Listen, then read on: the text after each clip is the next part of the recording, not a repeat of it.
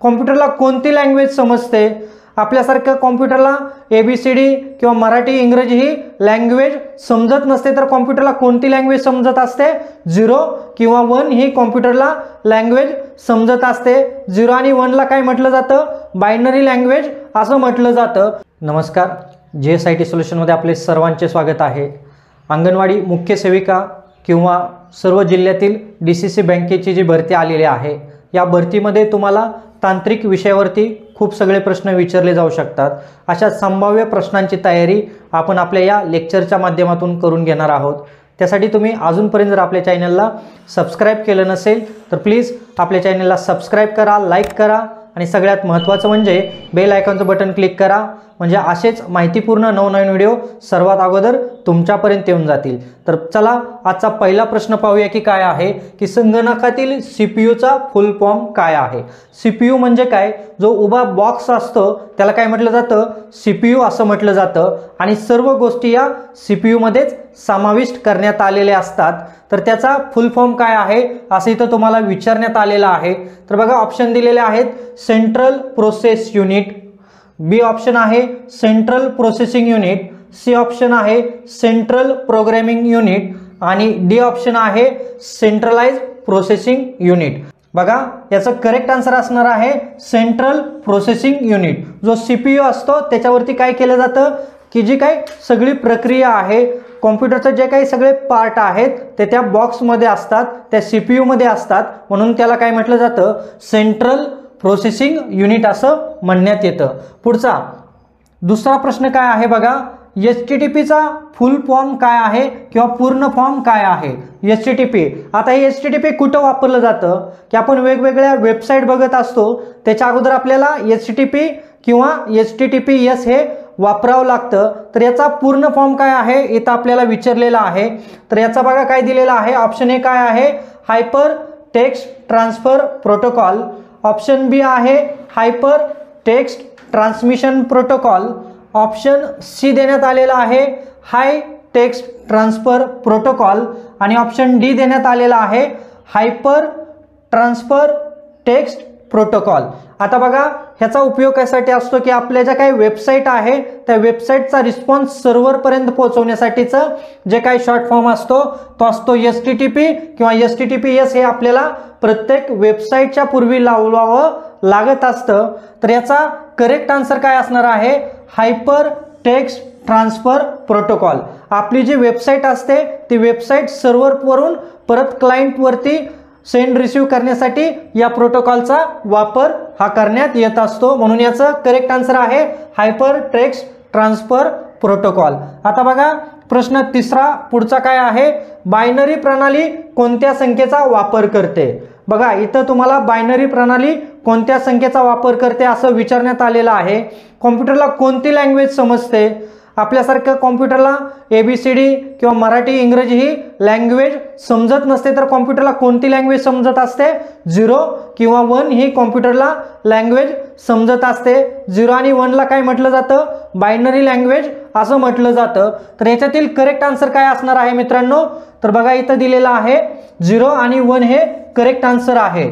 Option क्रमांक बी हे correct answer आहे. बायनरी प्रणाली कोणत्या संख्येचा वापर करते? तर 0 आणि 1 या संख्येचा बायनरी प्रणाली वापर करत असते. पुढचा चौथा प्रश्न तुमच्या समोर आहे बघा, संगणकाचा तात्पुरता डेटा कुठे साठवला जातो? आता तात्पुरता डेटा म्हणजे काय की जोपर्यंत कॉम्प्युटर सुरू आहे तोपर्यंत डेटा ज्या ठिकाणी साठवला जातो त्याला काय म्हटलं जातं? तात्पुरता डेटा असं म्हटलं जातं. आणि जो डेटा आपण संगणक बंद केल्यानंतर पुन्हा चालू केल्यावरती तो डेटा आपल्याला तसाच मिळतो त्याला काय म्हटलं जातं? तर परमनंट डेटा स्टोअर असं म्हटलं जातं. तर आता याच्यावरती तुम्हाला ऑप्शन देण्यात आलेले आहेत बघा, तात्पुरता डेटा कुठे साठवला जातो? तर हार्ड डिस्क आहे, रॅम आहे, रॉम आणि CD असे हे 4 ऑप्शन तुम्हाला देण्यात आलेले आहे. परंतु ही जी काही रॅम आहे, रॅमवरती काय केलं जातं की संगणक जोपर्यंत सुरू आहे तोपर्यंत डेटा स्टोअर केला जातो, म्हणून रॅमला काय म्हटलं जातं की ज्याच्यावरती तात्पुरत्या स्वरूपाचा डेटा स्टोअर केला जातो, म्हणून रॅम हे याचं काय आहे? करेक्ट आन्सर आहे. चला पुढचा पाचवा प्रश्न तुमच्या समोर आहे, ऑपरेटिंग सिस्टीमचे उदाहरण काय आहे? आता ऑपरेटिंग सिस्टीम म्हणजे काय आहे की कॉम्प्युटर आणि युजर या दोघांमध्ये कम्युनिकेशन करण्यासाठीचं जे सॉफ्टवेअर वापरलं जातं त्याला काय म्हटलं जातं, ऑपरेटिंग सिस्टीम असं म्हटलं जातं. मग हे सॉफ्टवेअर कोणतं आहे, विंडोज आहे, MS ऑफिस आहे, गुगल क्रोम आहे का SQL आहे. बघा याच्यातील करेक्ट आन्सर काय आहे, विंडोज हे काय आहे की कॉम्प्युटरचं ऑपरेटिंग सिस्टीमचं सॉफ्टवेअर आहे. मग त्याच्यामध्ये आता तुम्हाला इथं लेटेस्ट विंडोज पण विचारली जाते, तर आत्ताची लेटेस्ट विंडोज कोणती आहे, विंडोज 11 ही आत्ताची लेटेस्ट ऑपरेटिंग सिस्टीम आहे. चला पुढचा 6वा प्रश्न बघा, IP चा पूर्ण फॉर्म काय, IP चा पूर्ण फॉर्म काय आहे. इथं बघा अतिशय महत्त्वाचा हा प्रश्न आहे. आपण जे इंटरनेट वापरतो त्याच्यासाठीचा हा प्रश्न आहे. आपण सर्वजण मोबाईलमध्ये कॉम्प्युटरवरती इंटरनेट वापरत असतो, त्याच्या संदर्भातील हा प्रश्न आहे. IP चा पूर्ण फॉर्म काय आहे, तर internet protocol, internal process, intranet protocol किंवा इंटरनल प्रोटोकॉल. तर याच्यातील करेक्ट आन्सर आहे मित्रांनो इंटरनेट प्रोटोकॉल. आपण जे इंटरनेट वापरतो त्याला काय म्हटलं जातं, IP म्हटलं जातं आणि त्याचा फुल फॉर्म आहे इंटरनेट प्रोटोकॉल.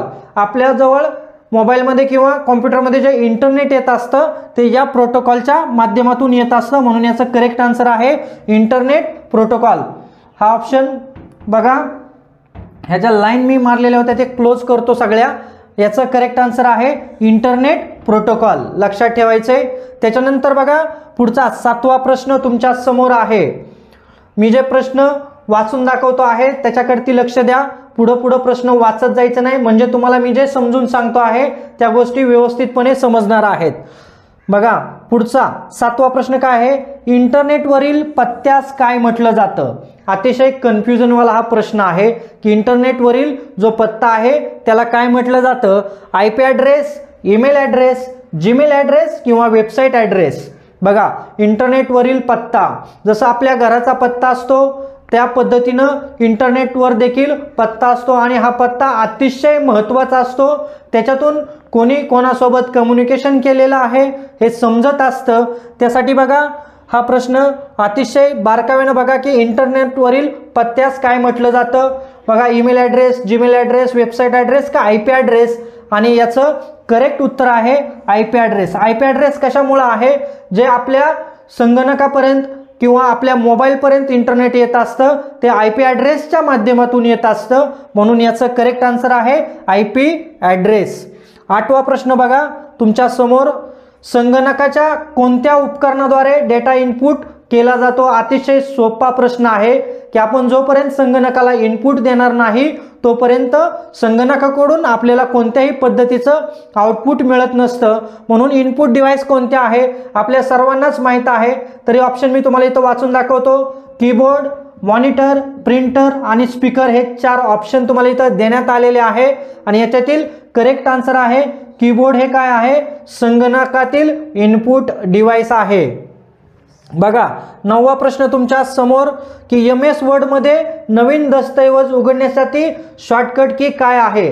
MS वर्ड आपण ज्याच्यामध्ये पत्र वगैरे टाईप करतो त्याच्यामध्ये नवीन पेज जर तुम्हाला ओपन करायचं असेल तर त्याच्यासाठी जे शॉर्टकट की इथं तुम्हाला विचारलेले आहे आणि ऑप्शन दिलेले आहे Ctrl+S, Ctrl+N, Ctrl+O आणि Ctrl+D.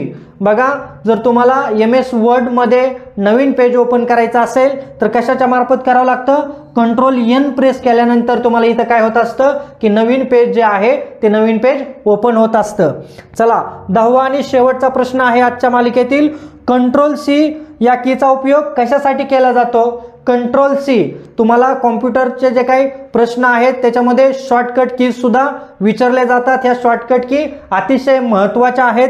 Ctrl+C चा उपयोग कशासाठी, कॉपी करण्यासाठी, पेस्ट करण्यासाठी, कट करण्यासाठी का सेव्ह करण्यासाठी.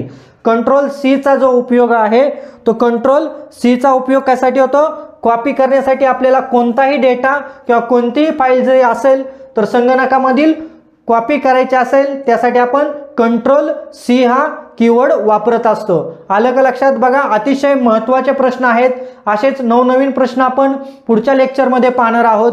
त्यासाठी तुम्ही अजूनपर्यंत आपल्या चॅनलला सबस्क्राईब केलं नसेल तर प्लीज आपल्या चॅनलला सबस्क्राईब करा, लाईक करा आणि सगळ्यात महत्त्वाचं म्हणजे बेल आयकॉनचं बटन क्लिक करा, म्हणजे असेच माहितीपूर्ण नवनवीन व्हिडिओ सर्वात अगोदर तुमच्यापर्यंत येऊन जातील. भेटूया अशाच नव्या माहितीबरोबर. जय हिंद, जय महाराष्ट्र.